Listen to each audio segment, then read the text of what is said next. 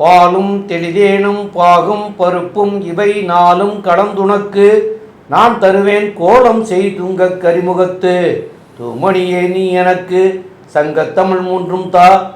மூஷிகவாகன மோதகஸ்த சாம்பரகர்ண விளம்பித சூத்ர வாமன ரூப மகேஸ்வரபுத்ர விக்ன Vinayaka பாதநமஸ்தே. ஜெய்கணேச பாகிமாம் ஸ்ரீகணேச ரக்ஷமம். Sri Bhagavathi YouTube channel நேயர்களுக்கு அஸ்ட்ராலஜர் சுவாமி ஹரிஹர சர்மாவின் பணிவான நமஸ்காரங்கள். சக்தி ஜோதிட குழுவின் சார்பாக விசுவாவசு வருஷம் சித்திரை மாத பலன்களை பார்ப்பதற்காக அடியேன் சக்தி சுவாமி ஆகிய நானும் ஆஸ்ட்ரோ கே ஐயங்கார் அவர்களும் டாக்டர் ஹரிஹர சர்மா ஐயா அவர்களும் வந்திருக்கின்றோம். அனைவருக்கும் ஹரிஹர சர்மாவின் பணிவான நமஸ்காரங்கள். நாம் ஒவ்வொரு ட்ரிப்பும் ஒவ்வொரு மாத பலன்கள் பார்க்குறோம், வருஷ பலன்கள் பார்க்குறோம். அதே போல் மெல்ல செல்லும் கிரகங்களுடைய பலன்கள், விரைவாக செல்லும் கிரகங்கள். மெல்ல செல்லும் கிரகங்கள் அப்படின்றத பொறுத்தளவுக்கு அதிகமாக மெல்ல செல்லக்கூடிய கிரகம் சனிப்புத்திர பகவான். சனி பயிற்சி பலன்கள், ராகு கேது பயிற்சி பலன்கள், குரு பயிற்சி பலன்கள் இதெல்லாம் பார்த்துட்டு வந்திருக்கோம். இப்போ அந்த வருஷத்தில் இப்போ பார்க்க போகிறது நிகழும் மங்களகரமான விஸ்வாச வருஷம் சித்திர மாத பலன்களை பார்க்க போகிறோம். இப்போ இந்த சித்திர மாதம் அப்படின்றது விஸ்வாச வருஷத்தில் தொடங்குது. இந்த வருஷம் எப்போ தொடங்குது, இந்த மாதம் எப்போ தொடங்குது அப்படின்னு பார்த்தோம்னாக்க நிகழும் மங்களகரமான விஸ்வாச வருஷம் சித்திர மாதம் ஆங்கில தேதி 14/4/2025 உயர்ந்த கிழமையான திங்கக்கிழமையில் தொடங்குது. இது முடிகிறது அப்படின்றது 14/5/2025 வரையிலும் இந்த சித்திர மாதம் இருக்குது. சித்திர மாதம் அப்படின்னாலே நம்ம என்ன சொல்லுவோம், அக்னி நட்சத்திர தோஷ ஆரம்பம் அப்படின்றதையும் சொல்லுவோம். நம்ம அந்த காலகட்டங்களில் பொறுத்தளவுக்கு முன்னோர்களும் மூத்தோர்களும் பெரியோர்களும் என்ன பண்ணுவாங்க, திருமணமான தம்பதிகளை ஆடி மாதத்தில் சேர வேண்டாம்னு சொன்னக்கூடிய காரணம் என்ன அப்படின்னாக்க, ஆடியில் கூடினா சித்திரையில் குழந்தை பிறக்கும், சித்திரையில் அக்னி நட்சத்திரம் அந்த குழந்தையோட உடம்பு சூடு தாங்காது அப்படின்றனால நம்மளுடைய முன்னோர்களும் மூத்தோர்களும் ஒவ்வொரு மாதத்துக்கும் ஒவ்வொரு காரியங்களும் ஒவ்வொரு நற்பலன்களையும் சொல்லிட்டு இருந்தாங்க. அப்படி பார்க்குற காலகட்டங்களில் இந்த சித்திர மாதம் ஏற்படக்கூடிய நிகழ்வுகள், முக்கியமான நிகழ்வுகள் என்னென்னன்றதை ஃபஸ்ட்டு பார்க்கலாமா? ஃபஸ்ட்டு 23/4/2025 வாஸ்து நாள். வாஸ்து நாள் அப்படின்றது வருஷத்துக்கு 8 நாள் தான் வரும். அப்போ வாஸ்து புருஷர் கண் விழிக்கக்கூடிய நேரம், நம்ம அந்த வாஸ்து பூஜை பண்ணக்கூடிய நேரம் காலையில் 8:04லேருந்து 9:34க்குள்ளார வாஸ்து பூஜை போடக்கூடிய நேரம். சரி, அதுக்கு அடுத்தது என்ன அப்படின்னு பார்த்தோம்னாக்க 25/4/2025 திருவண்ணாமலையில் ஸ்ரீ ரமண மகரிஷி பிறந்த 75வது ஆராதனை தினம் அந்த 25/4 கொண்டாடப்படுது. சரி, அதுக்கு அடுத்தது பார்த்தோம் அப்படின்னு சொன்னாக்க 27/4/2025 சித்திர மாதம் வரக்கூடிய அமாவாசை தினம். அதுக்கு அடுத்தது பார்த்தோம் அப்படின்னாக்க 30/4/2025 நம்ம எல்லாருமே, அதாவது நம்ம கொண்டாடுறோமோ இல்லையோ நகைக்கடைக்காரங்க கண்டிப்பாக அதை கொண்டாடுவாங்க. அது என்ன அப்படின்னாக்க அக்ஷய திருதியை. சூரியனும் சந்திரனும் சம உச்ச காலகட்டங்களில் வர்றதுக்கு அக்ஷய திருதியை. இந்த அக்ஷய திருதியை பற்றி நாங்கள் தனியாக ஒரு வீடியோ போடுறோம். இப்போ அந்த அக்ஷய திருதியை வரக்கூடிய காலகட்டங்கள் 30/4/2025. பொன்னாப்டாலும் புதன் ஆப்பிடாது அப்படிம்பாங்க. அப்படியேற்பட்ட புதந்தமான புதன்கிழமையில் வருது அக்ஷய திருதியை. அதுக்கு அடுத்தது பார்த்தோம்னாக்க 4/5/2025 எப்பொழுதுமே பார்த்தோம்னாக்க சூரியன் பரம உச்சத்தில் வர்றது மேஷத்தில். அந்த பரம உச்சத்தில் வர்றது தான் அக்னி நட்சத்திர தோஷ ஆரம்பம். இந்த அக்னி நட்சத்திர தோஷ ஆரம்பத்தில் எந்த விதமான சுபகாரியங்களும் நம்மளுடைய சார்ந்தவங்க கொண்டாட மாட்டாங்க. இந்த அக்னி நட்சத்திரம் 4லேருந்து 21 வரலும் இருக்குது. அது வைகாசியில் வந்துடுது. அப்போ அக்னி நட்சத்திர தோஷ ஆரம்பம். சரி, அதுக்கு அடுத்தது பார்த்தோம் அப்படின்னாக்க 12/5/2025 திங்கக்கிழமை. எல்லா பௌர்ணமிக்கும் ஒவ்வொரு விசேஷ தினங்கள் உண்டு. இந்த சித்திர மாதம் வரக்கூடிய பௌர்ணமிக்கு பேர் சித்ரா பௌர்ணமி அப்படின்னு பேர். அதை தவிர இந்த காலகட்டங்களில் மதுரையில் கள்ளழகர் ஆற்றில் இறங்கக்கூடிய காலகட்டம். வரலாறு புகழ்பெற்றது, உலக புகழ்பெற்ற மதுரையில் உள்ள கள்ளழகர் ஆற்றில் இறங்கக்கூடிய நாள் அந்த 12/5/2025 திங்கக்கிழமை. சரி, இதுக்கு அடுத்தது இந்த விஸ்வாச வருஷம் சித்திர மாதம் பிறக்கக்கூடிய நாட்களில் என்னென்ன கிரகங்கள் எந்தெந்த இடத்துல இருக்குது அப்படின்றத பார்ப்போம். காலபுருஷ தத்துவத்தின்படி மேஷத்தில் சூரிய பகவானும், அதுக்கு அடுத்தது காலபுருஷ தத்துவத்தின்படி 2ஆம் இடமான ரிஷபத்தில் குரு பகவானும், 4ஆம் இடமான கர்க்கடகத்தில் செவ்வாய் பகவானும் மற்றும் 6ஆம் இடமான கன்னியில் கேது பகவானும் மற்றும் கும்பத்தில் சனி பகவானும் புத பகவான் சுக்கிர பகவான் ராகு பகவான் மீனத்திலையும் இருக்கக்கூடிய காலகட்டங்களில் இந்த சித்திரை மாதம் பிறக்குது. இந்த சித்திரை மாதத்தில் விசேஷங்கள் அப்படின்றது சொன்னோம். இதில் இந்த காலகட்டங்களில் 2 மெல்ல செல்லும் கிரக பயிற்சிகள் இருக்குது. அந்த 2 கிரகங்கள், ஒன்று ராகு, இன்னொன்று கேது, அடுத்தது குரு பயிற்சி. இதை பற்றி நம்மளுடைய அஸ்ட்ரோ KS ஐயங்கார் அவங்க விரிவாகவும் விளக்கமாகவும் சொல்லுவாங்க. ஐயா, அற்புதமாக சொன்னீங்க. அதாவது விஸ்வாவசு வருஷத்தின் முதல் மாதமான சித்திரை மாதத்தில் பார்த்தீர்களேயானால் வரக்கூடிய கிரகச்சாரங்களில் மிக முக்கியமான கிரகச்சாரம் அப்படின்னு கிரக கோள் சாரம் அப்படின்னு சொல்லக்கூடியது வந்து ராகு கேத்துவின் பெயர்ச்சி 26/4/2025 வருது. இது வந்து ஒரு பெரிய மாற்றத்தை ஏற்படுத்தக்கூடிய நிகழ்வு. ஏன்னா ராகு கேத்துன்றது வந்து 1.5 வருஷத்துக்கு ஒரு தரம் ஒரு ராசியிலிருந்து அடுத்த ராசியில் மாறக்கூடியது. இப்போ நம்ம மாத கிரகங்களை பற்றி பேசுகிறோம், அதாவது சித்திரை மாதத்தை பற்றி பேசுகிறோம். எப்படியும் ராகு கேத்து பயிற்சியின் தனியாக வீடியோ போடுவோம். அதை தவிர குரு பயிற்சியும் நடக்கிறது. குரு பயிற்சி 11/5/2025 நடக்கிறது. குரு ரிஷப ராசியிலிருந்து மிதுன ராசிக்கு போகிறார். ராகுவும் கேத்துவும் பார்த்தோம்னா ராகு மீன ராசியிலிருந்து அப்பிரதட்சணமாக சுற்றுவார். அதனால் வந்து கும்பத்துக்கும், கேத்து கன்னியா ராசியிலிருந்து சிம்ம ராசிக்கும் வரார். இந்த மாதம் சித்திரை மாதத்தில் இருக்கக்கூடிய மாத கிரகங்களில் என்ன விசேஷம் அப்படின்னு பார்த்தோம்னா சுக்கிரன் வக்கர கதியில் இருக்கக்கூடிய சுக்கிரன் 4 நாட்கள் மட்டுமே இந்த மாதம் பிறந்ததுலேருந்து வக்கரத்தில் இருக்கார். அதுக்கப்புறம் வந்து சுக்கிரன் உச்சம் பெற்று போய் இருக்கார். இதற்கு மேலே பரிவர்த்தனை யோகமும் வருது. குருவும் சுக்கிரனும் இந்த மாதம் மொத்தம் பரிவர்த்தனை யோகத்தில் இருக்கக்கூடியது பெரிய விசேஷம். ஏன்னா 11ஆம் தேதி 11/5 தான் மாறுறார். அதனால் மாத கடைசி சித்திரை மாத கடைசியில் தான் குரு பெயர்ச்சி வருது. அது வரலும் வந்து பரிவர்த்தனை யோகத்தில் ஆட்சி பெற்றதற்கு சமமாக குருவும் சுக்கிரனும் அவரவர்கள் வீட்டில் ஆட்சி பெற்றதற்கு சமமாக இருக்கக்கூடிய காலகட்டம். இதில் வந்து சுக்கிரன் வந்து உச்சம் பெற்று போய் இருக்கார், வக்கர நிவர்த்தியும் அடைகிறார். பெரிய விசேஷம். அடுத்தது பார்த்தீங்கன்னா புதன் வந்து இந்த மாதம் மொத்தமே பார்த்தீங்கன்னா ஒரு 15 தேதி வரலும், இந்த மாதத்தினுடைய 15 தேதி வரலும், அதாவது 30/4/2025 வரலும் பார்த்தீங்கன்னா புதன் மீன ராசியில் நீச்சப்படுறார். என்ன சார் இது நீச்சப்படுறாரே புதன்னா, நீச்ச பங்கம் அடைஞ்சு ராஜயோகத்தை கொடுக்கக்கூடிய காலகட்டமாக இந்த சித்திரை மாதம் அமையிறது. எல்லா ராசிக்காரர்களுக்கும் பெரிய ஏற்றத்தை கொடுப்பார். கல்விக்கு அப்படின்னு சொல்லிங்கன்னாலே புதனை எடுக்காமல் இருக்கவே முடியாது. எந்த ஒரு நுண்ணறிவு சம்பந்தப்பட்ட எந்த ஒரு என்ன சொல்கிறது ஒரு விஷயங்களை எடுத்து நுண்ணறிவு செய்து பார்க்கணும் அப்படின்னாலே அதுக்கு புதனுடைய இது வேணும். புதன் இப்போ நீச்சப்பட்டிருந்தாலும் நீச்ச பங்கம் அடைகிறதுனால மிகப்பெரிய ராஜயோகத்தை கொடுக்கக்கூடிய வல்லமையில் இந்த மாதத்தில் இருக்க. சரி, அதற்கு அடுத்து உண்டான இன்னொரு கிரகம் பார்த்தேனால் சூரியன் உச்சம் பெற்று போயிருக்கார். இந்த மாதம் வந்து சித்திரை மாதம் எப்போவுமே மேஷத்தில் சூரியன் உச்சம் பெற்று போயிருக்கார். செவ்வாய், சூரியனுக்கு வீடு கொடுத்த செவ்வாய், அதாவது மேஷத்தினுடைய அதிபதியான செவ்வாய் பார்த்தோம்னா இந்த மாதம் மொத்தம் நீச்சப்பட்டு போயிருக்கார். இது வந்து இந்த மாதத்தினுடைய கோள் சாரத்தினுடைய முக்கியமான நிகழ்வுகள். ஏன்னா புதன் நீச்ச பங்கம் அடைகிறார், சுக்கிரன் உச்சம் பெற்று போயிருக்கார், பரிவர்த்தனை யோகம் அடைஞ்சிருக்கார். அதை தவிர செவ்வாய் நீச்சம் பெற்று போயிருக்கார். செவ்வாய் வீட்டில் இருக்கக்கூடிய சூரியன் உச்சம் பெற்று போயிருக்கார். இதெல்லாம் வச்சு இந்த மாதத்தில் வரக்கூடிய மாற்றங்கள் ஒரு ராசிக்கும் எந்த அளவுக்கு ஏற்றத்தை கொடுக்கும், எந்த அளவு ஏமாற்றத்தை கொடுக்கும் அப்படின்றத மேஷம் முதல் மீனம் வரை ஒன்னொன்னாக இப்போ பார்க்கலாம். அன்பார்ந்த தனுர் ராசி அன்பர்களே, 1க்கும் 4க்கும் அதிபதியான குரு பகவான் ராசிக்கு 6ஆம் இடத்துல இருக்கார்.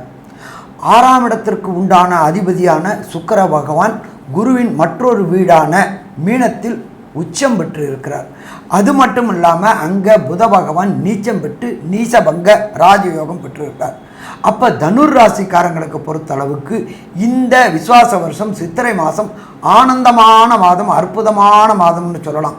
கடந்த காலகட்டங்களில் இருந்த உடல் நலத்தில் ஏற்பட்டிருக்கின்ற உபாதைகள், மென்டல் டிப்ரெஷன், மென்டல் டிஸ்டர்ப்டு அத்தனையும் விலகக்கூடிய காலம் இந்த காலம்.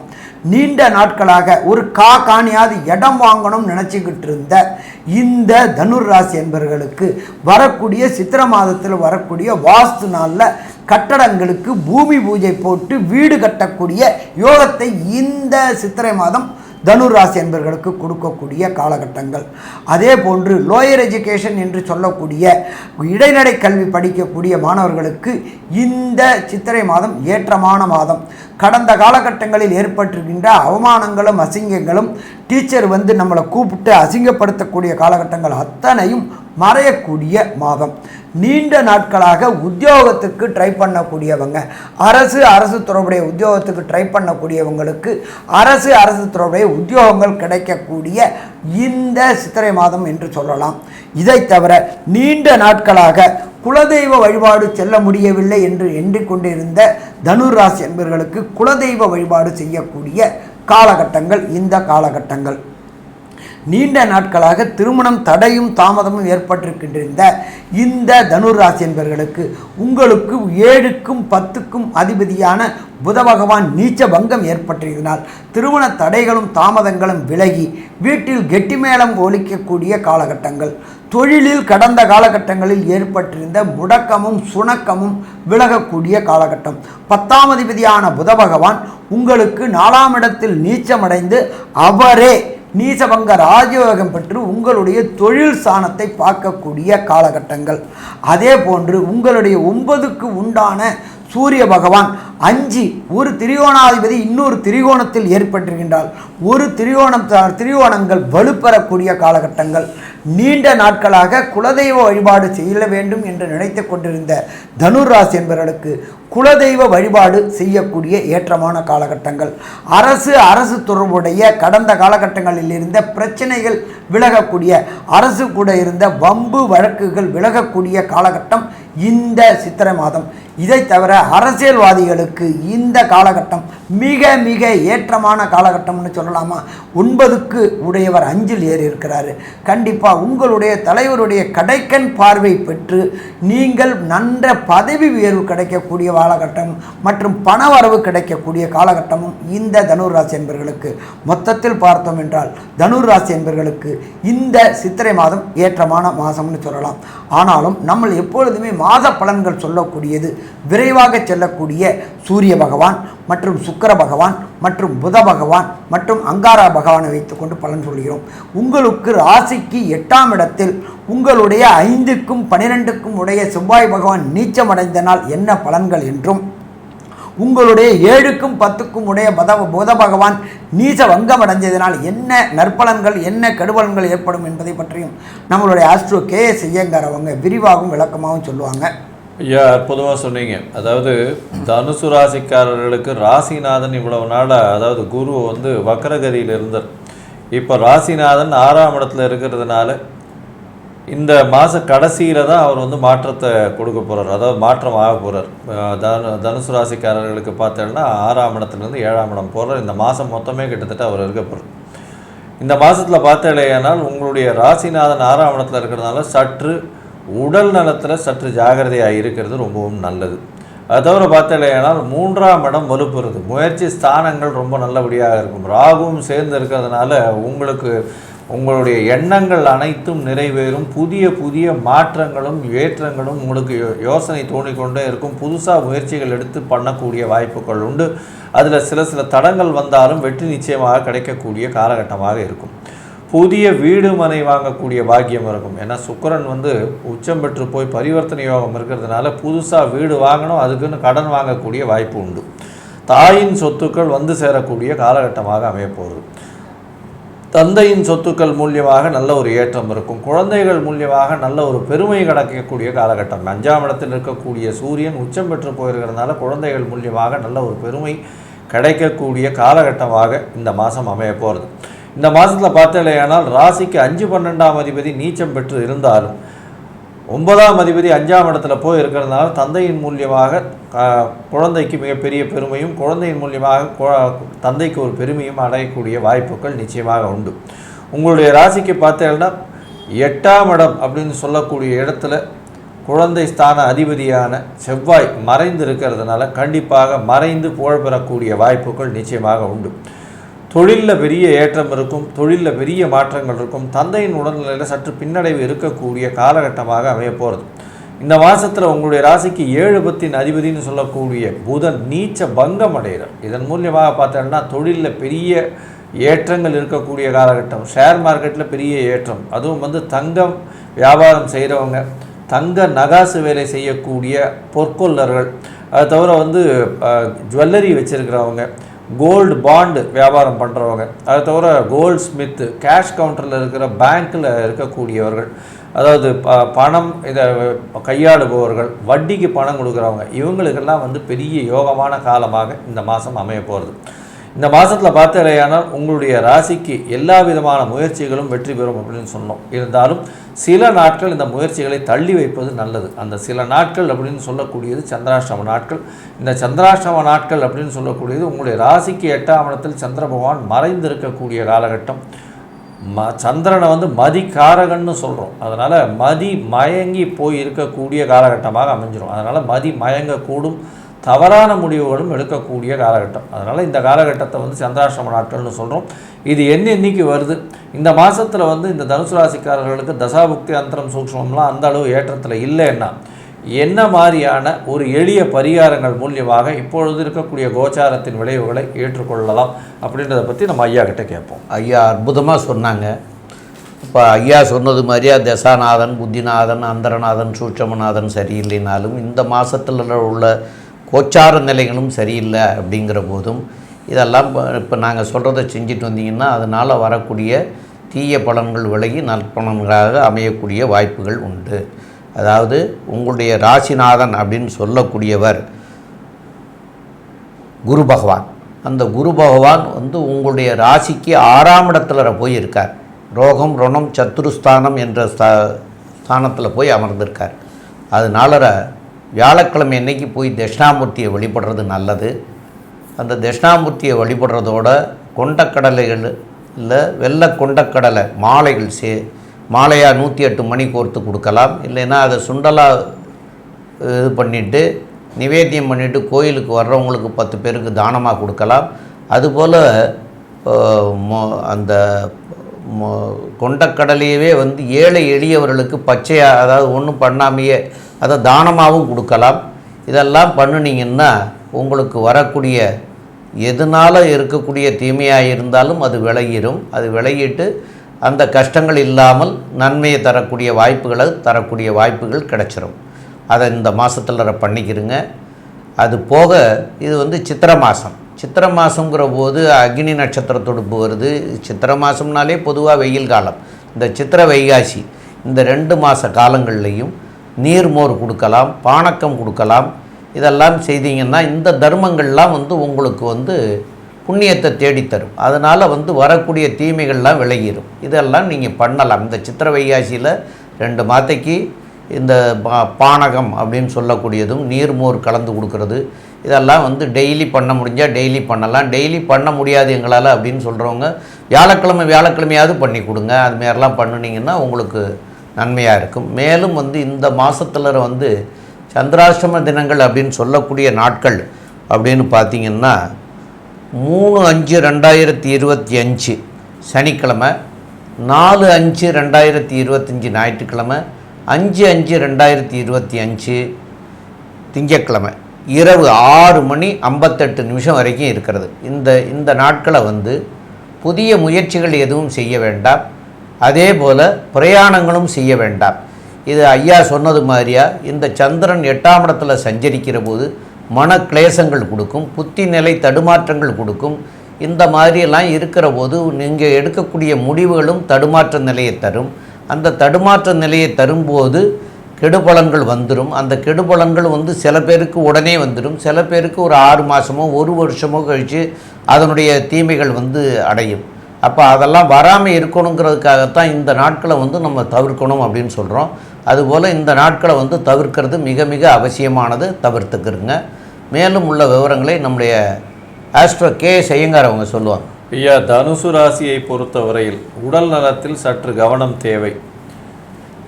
படிக்கக்கூடிய மாணவர்களுக்கு ஏற்றம், புதிய வீடு மனை வாங்கக்கூடிய பாக்கியம், புதிய கடன் அமையக்கூடிய காலகட்டம். தாயின் உடல் நலத்தில் நல்ல ஒரு ஏற்றம் இருக்கும். தந்தையின் உடல் நலத்தில் சற்று பின்னடைவு இருக்கக்கூடிய காலகட்டமாக அமையும். குழந்தைகள் மூலியமாக பெருமை வரக்கூடிய வாய்ப்பு உண்டு. வெளிநாடு வெளியூர் போகக்கூடிய பாக்கியம் உண்டு. வெளிநாட்டில் இருப்பவர்களுக்கு பர்மனன்ட் ரெசிடென்ஷிப் கிடைக்கக்கூடிய வாய்ப்புகள் உண்டு. பண வருமானத்திற்கு பஞ்சம் இருக்காது. பேச்சில் நல்ல ஒரு நளினம் இருக்கக்கூடிய காலகட்டமாக அமைய போகிறது. தந்தையின் உடல்நலத்தில் சற்று பின்னடைவு இருக்கும். படிக்கக்கூடிய மாணவர்கள் வெளிநாடு செல்வதற்கு பார்த்து கொண்டிருந்தார்களே ஆனால் சற்று பின்னடைவு ஏற்படக்கூடிய வாய்ப்புகள் நிச்சயமாக இருக்கும்.